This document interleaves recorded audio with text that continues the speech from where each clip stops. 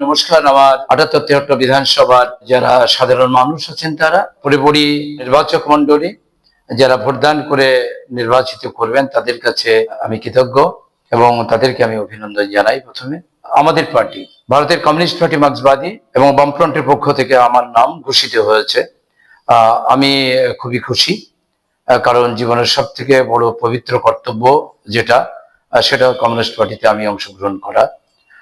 আমার সব থেকে বড় প্রাপ্তি যে কমিউনিস্ট পার্টি আমাকে প্রার্থী হিসেবে ঘোষণা করেছে মানুষের কাজ করার জন্য।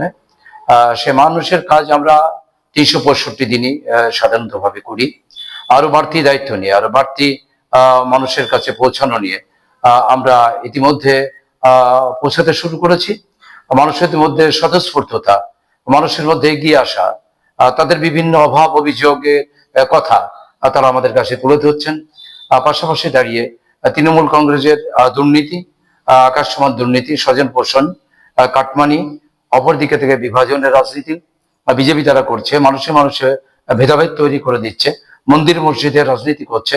মানুষের আসল যে দিক, মানুষের মৌলিক যে সমস্যা, সেই মৌলিক সমস্যা থেকে তারা মুখটা ঘুরিয়ে নিচ্ছে। তা আমি প্রার্থী আমাকে বলেছে আমার অগ্রাধিকার থাকবে আমাদের ৭৩ ব্রিজ, ৭৩ পৌরসভা, সীমান্তবর্তী এলাকার সমস্যা, নাজিরপুর এলাকার আমাদের ব্লকের হেলথ সেন্টার,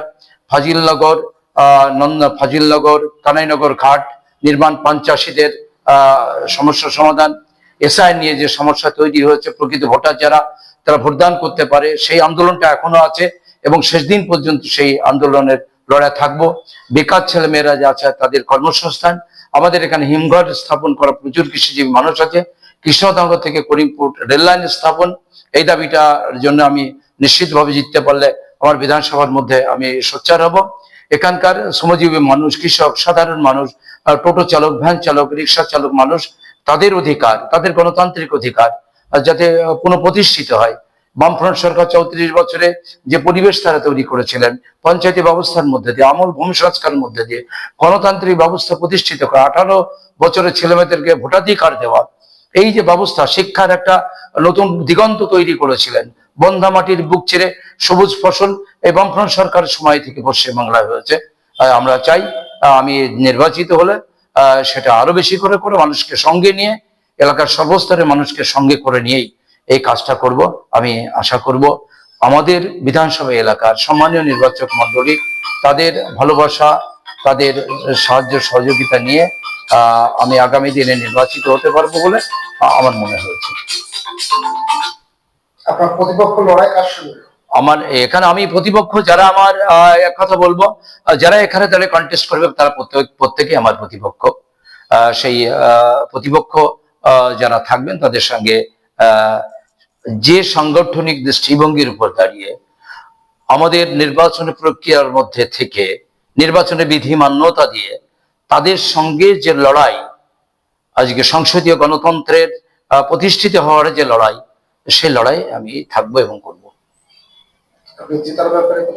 আমি জেতার ব্যাপারে তো ১০০% আমি আশাবাদী। আমি মানুষের মধ্যে যে স্বতঃস্ফূর্ততা আমি লক্ষ্য করছি, তাতে করে তারা তৃণমূল কংগ্রেসকে ১৫ বছর ধরে দেখেছে, বিজেপির কেন্দ্রের সরকারকে দেখছে, আর এখানে দাঁড়িয়ে বিভিন্ন পঞ্চায়েত আছে, বিজেপির পঞ্চায়েত আছে আমাদের বিধানসভা এলাকায়, সে পঞ্চায়েতগুলোর এই মুহূর্তে দাঁড়িয়ে যে অবস্থা, তাদের দুর্নীতি, স্বজন পোষণ, মানুষের সঙ্গে দুর্ব্যবহার, মানুষের মধ্যে কিন্তু এটা প্রকাশিত হয়ে গেছে। ফলত মানুষ চাইছে আবার তাদের দল, তাদের প্রাণের যে দল বামফ্রন্ট সরকার আবার পশ্চিমবাংলায় পুনঃপ্রতিষ্ঠিত হোক, এইটা মানুষের মধ্যে আমি লক্ষ্য করছি। ফলত এতে আমি আশাবাদী যে আমরা আবার পশ্চিমবাংলা মাটিতে আমরা আবার আসবো, ফিরবো। আমরা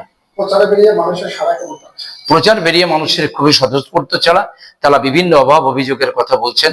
আগে দেখেছিলাম ২০১১ সালে যেমন একটু মুখ ঘুরিয়ে নিচ্ছে, দূরে দূরে থাকছে, সেই মানুষগুলো কিন্তু এখন চলে আসছে আমাদের কাছে, চলে আসছে যে আমরা ভুল করেছিলাম, আমরা যেটা ভেবেছিলাম, প্রত্যাশা করেছিলাম, সে প্রত্যাশা আমাদের পূরণ হচ্ছে না।